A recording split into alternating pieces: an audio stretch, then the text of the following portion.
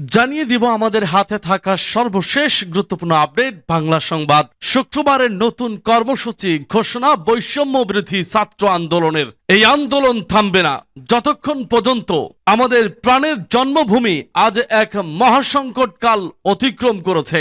শিক্ষার্থীদের শান্তিপূর্ণ কর্মসূচিতে আইন শৃঙ্খলা রক্ষাকারী বাহিনী ও সরকার দলীয় সন্ত্রাসীরা হামলা পরিচালনা করে শান্তিপ্রিয় ছাত্র জনতার রক্তের রাজপথকে রঞ্জিত করেছে। এর উপযুক্ত জবাব না দেওয়া পর্যন্ত রাজপথ কোন ছাত্র আন্দোলন, এই বৈষম্য বিরোধী আন্দোলন বন্ধ হবে না। দর্শক, জানিয়ে দিব এ বিষয়ে গুরুত্বপূর্ণ প্রতিবেদন।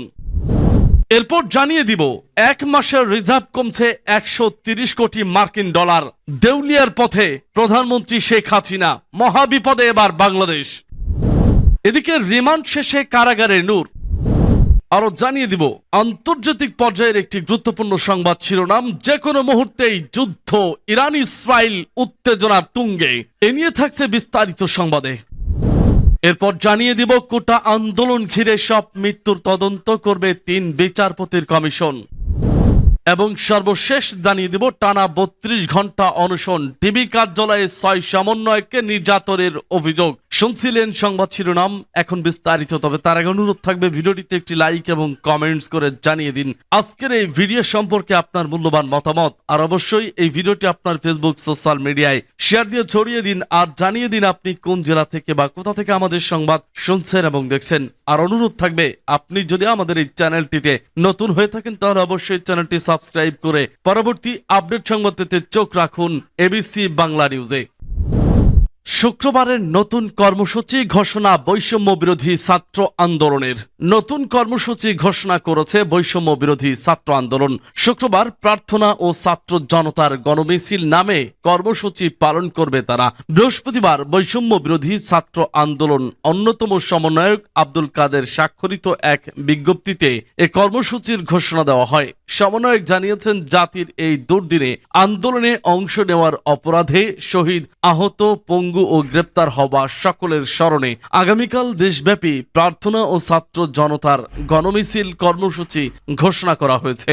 গণহত্যা ও গণগ্রেপ্তারের প্রতিবাদে এবং শিক্ষার্থীদের 9 দফা দাবি আদায়ের লক্ষ্যে আগামীকাল শুক্রবার মসজিদে জুমার নামাজ শেষে দোয়া, শহীদদের কবর জিয়ারত, মন্দির, গির্জা সহ সকল উপাসনালয়ে প্রার্থনার আয়োজন ও জুমার নামাজ শেষে ছাত্র জনতার গণমিছিল অনুষ্ঠিত হবে। বাংলাদেশের সর্বস্তরের নাগরিকদের আগামীকালের প্রার্থনা ও ছাত্র জনতার গণমিছিল কর্মসূচিকে স্বতঃস্ফূর্তভাবে অংশগ্রহণের আহ্বান জানানো হয়েছে। সংবাদ বিজ্ঞপ্তিতে বলা হয়েছে, আমাদের প্রাণের জন্মভূমি আজ এক মহাসংকটকাল অতিক্রম করছে। শিক্ষার্থীদের শান্তিপূর্ণ কর্মসূচিতে আইন শৃঙ্খলা রক্ষাকারী বাহিনী ও সরকার দলীয় সন্ত্রাসীরা হামলা পরিচালনা করে শান্তিপ্রিয় ছাত্র জনতার রক্তের রাজপথকে রঞ্জিত করছে। এক মাসের রিজার্ভ কমছে 130 কোটি মার্কিন ডলার। বৈদেশিক মুদ্রার মজুদ বা রিজার্ভ এক মাসে 1.3 বিলিয়ন বা 130 কোটি মার্কিন ডলার কমে গেছে। আন্তর্জাতিক মুদ্রা তহবিল বা IMF এর হিসাব পদ্ধতি অনুযায়ী বাংলাদেশ ব্যাংক রিজার্ভের যে হিসাব করে তাতে গত জুন শেষের রিজার্ভের পরিমাণ ছিল 2179 কোটি ডলার।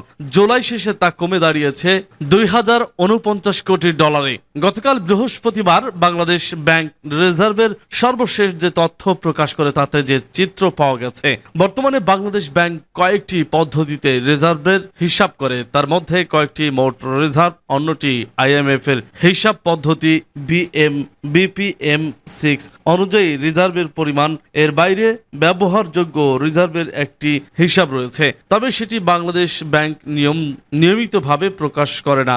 মোট রিজার্ভ হিসাবে তাকে দায় দেনা সহ রিজার্ভের পরিমাণ আরও BPM6 পদ্ধতি রিজার্ভের হিসাব হয় কিছুদিন দায় দেনা বাদ দিয়ে। আর ব্যবহারযোগ্য রিজার্ভ হচ্ছে সব দায় দেনা বাদ দিয়ে বাংলাদেশ ব্যাংকের হাতে ব্যবহার করার মতো যে রিজার্ভ থেকে সেটি।